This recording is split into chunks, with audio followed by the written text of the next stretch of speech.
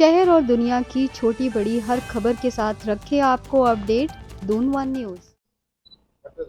स्वागत है आपका दून वन न्यूज में। इस समय हम लोग भाऊवाला में हैं और यहाँ जो एकेडमी है अनुसुईया प्रसाद MVC जो कि एक शहीद भी हैं, उनके द्वारा एक एकेडमी भी चलाई जाती है और उसके साथ ही यहाँ पर बहुत ही सुंदर कार्यक्रम भी किए जाते हैं ताकि हम आने वाली पीढ़ी को एक नई रोशनी के साथ जोड़ सकें। मैं यहाँ पे ये भी बताना चाहूँगी कि आज उनके द्वारा भाऊवाला में लगभग 5 किलोमीटर तक उन्होंने सड़क के किनारे पड़े हुए कूड़े और करकट को साफ किया।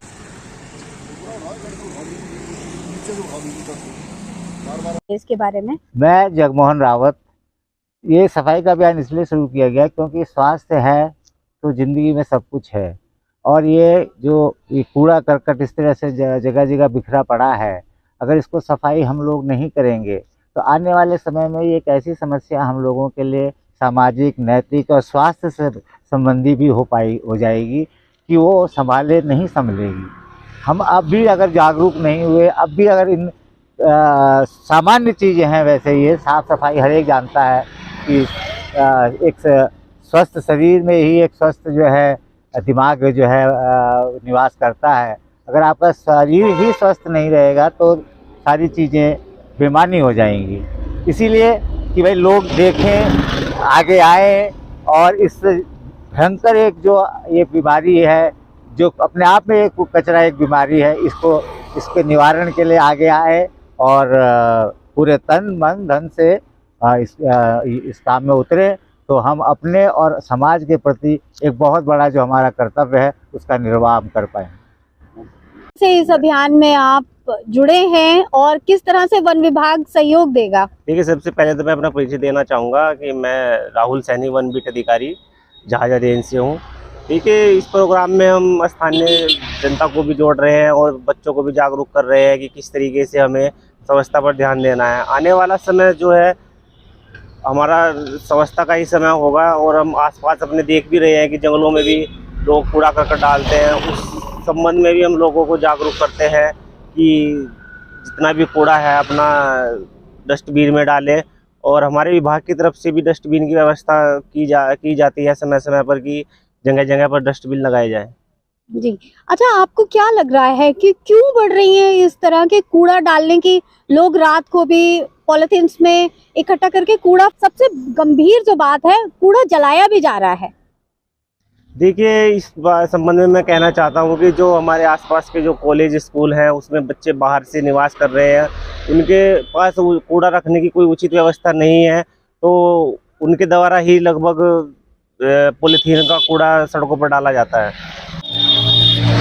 सर, मैं पूछना चाहूँगी आपसे कि आज जो आप ये सेवा कर रहे हैं और कचरा इधर उधर से बिन रहे हैं, उसके बारे में कुछ बताइए कि ये सेवा क्यों शुरू की आज आपने? देखो, हम बार बार देख रहे हैं, लोगों को समझा भी रहे हैं कि सफाई का ध्यान रखिए। जो कूड़ा अपनी गाड़ी में लेके जा रहे हैं वो गाड़ी से साइड में फेंक देते हैं, कहीं भी जाते हुए उनको अपनी गाड़ी में रखना चाहिए, डस्टबिन रखना चाहिए, उसमें रख करके अपने घर जाके डिस्ट्रॉय करना चाहिए। क्योंकि जो पॉल्यूशन होगा तो वातावरण दूषित होगा। और जो इससे हमने पहले भी इसको सफाई अभियान को चलाया है बहुत। हमारे यहाँ भवाले में वाइन शॉप की दुकान है, उसके पीछे भी बहुत हमने काम किया। बहुत गंदगी डालते हैं, बहुत बार आगाह गया लोगों को, और हमारा ये प्रयास है कि इसमें पनिशमेंट का प्रयास करेंगे। तो इस तरह जो है CC कैमरे लगा करके जो इस तरह कार्य कर रहे हैं उनको बहुत बार समझा दिया, लेकिन लोग जागरूक नहीं हो रहे हैं। और इसका हमारा निरंतर प्रयास रहेगा, हम पीछे नहीं हटेंगे। हर हफ्ते संडे के दिन कम से कम इस कार्य को करते रहेंगे और अब जनसंख्या को बढ़ाएंगे, लोगों को बढ़ाएंगे, जागरूक करेंगे। हमारे अभियान जारी रहेगा। लोगों के अंदर अवेयरनेस नहीं है। आज इतना लोग मॉडर्न हो गए हैं, फैशन तक है, अपने तक सीमित है, लेकिन गंदगी पूरी कर रहे हैं।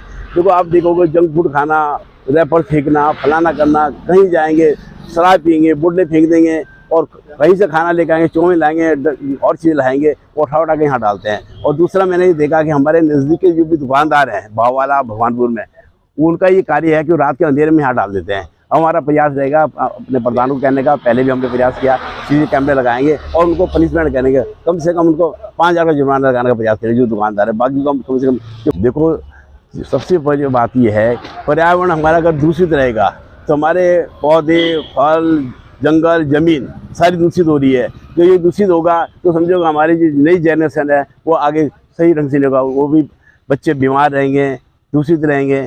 और जब हमारा वातावरण साफ स्वच्छ रहेगा तो ये सोचिए कि स्वच्छता भी दिखाई देगी, वातावरण हमारा बढ़िया रहेगा।